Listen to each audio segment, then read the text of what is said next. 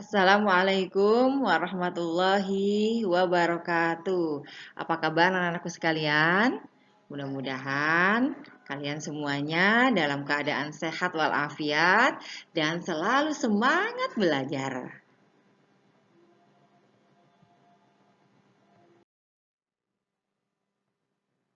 Alhamdulillah anak-anakku, kita bertemu lagi di pelajaran akidah akhlak ya. Minggu kemarin kita belajar tentang kalimat thayyibah istighfar. Saat ini kita akan belajar tentang mengenal Allah melalui Asmaul Husna. Asma Allah yang kita pelajari pada hari ini yaitu tentang Al-Ghaffar dan Al-Afu.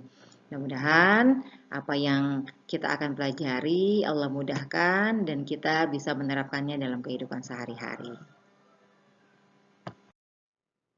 Yang pertama yaitu Al-Ghafar. Ya, Al-Ghafar berasal dari kata ghafaro yang artinya menutupi.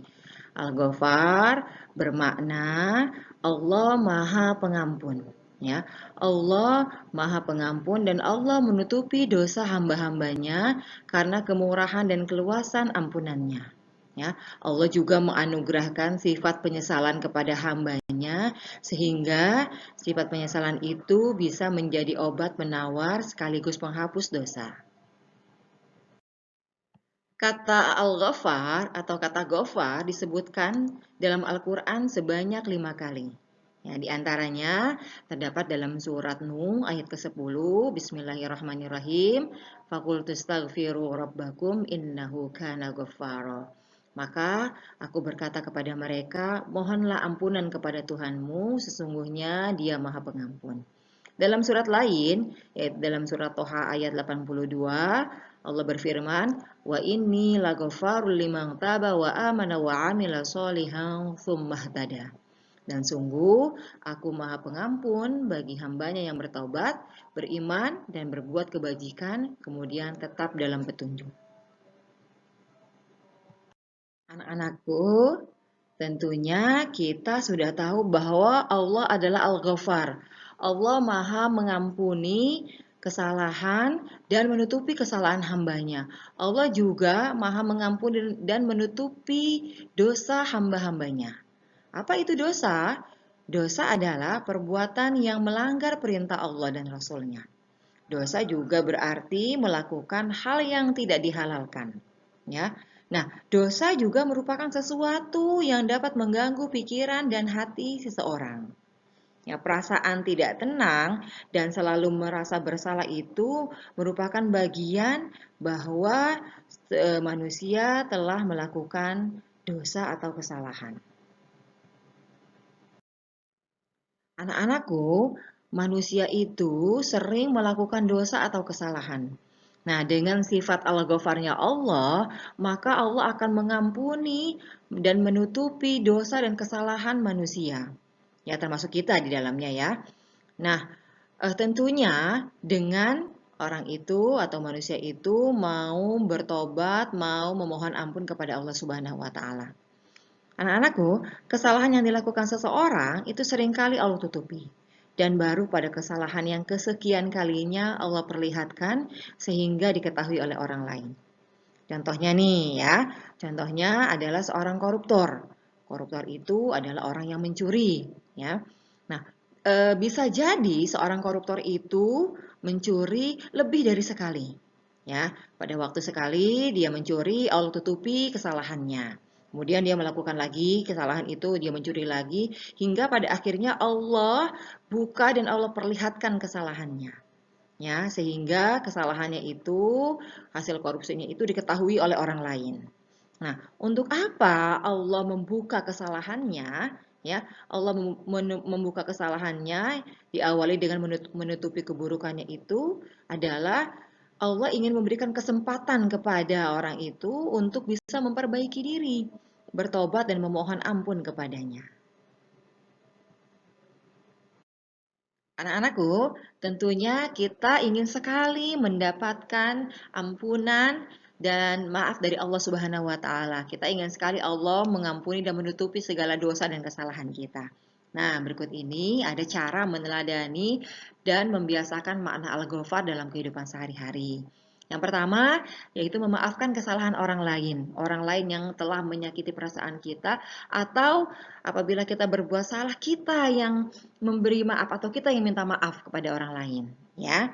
Yang kedua, menghilangkan kebencian dan dendam di dalam hati, ya.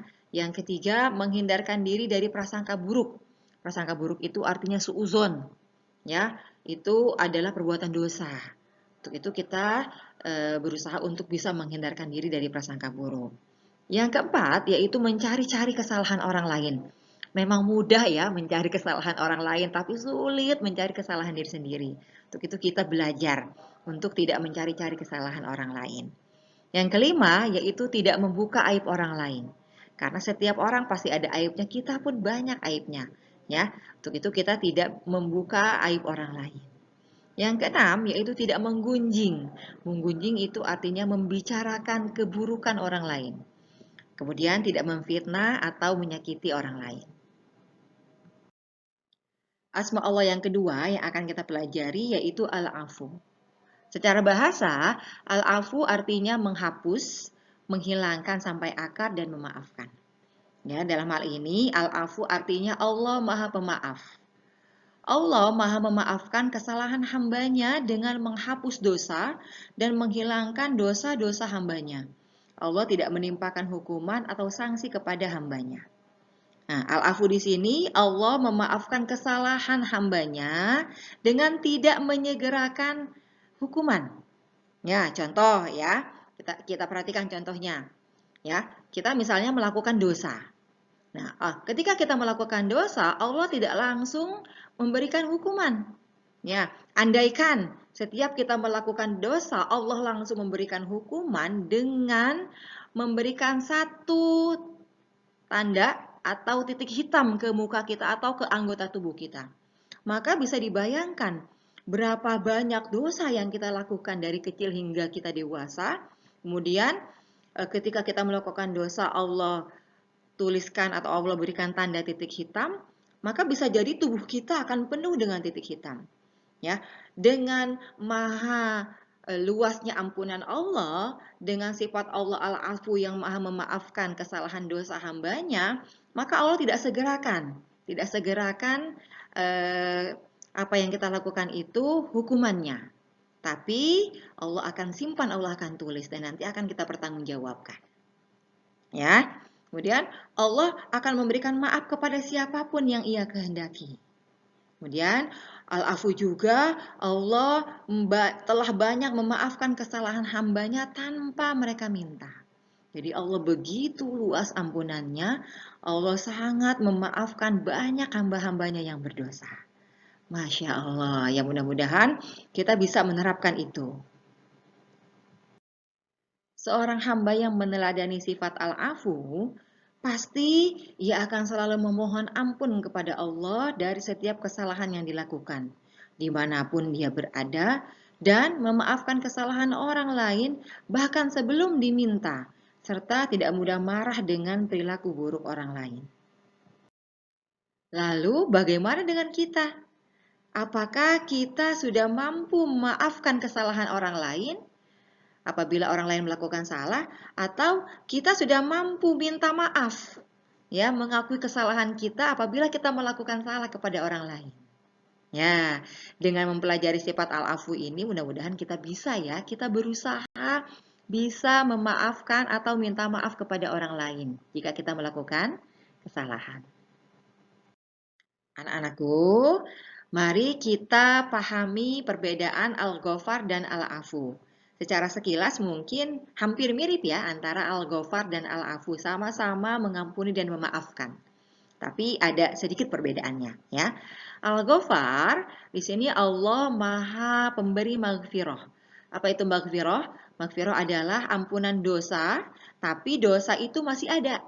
Dosa itu ditutupi oleh Allah di dunia dan di akhirat dari pandangan makhluk. Sehingga Allah tidak menyiksa seseorang dari dosa tersebut, tapi dosa tersebut masih ada. Sedangkan Al-Afu adalah Allah Maha Pemberi Maaf. Allah Maha menghapuskan dan menghilangkan dosa yang dilakukan hambanya, seperti hambanya itu tidak pernah melakukan kesalahan.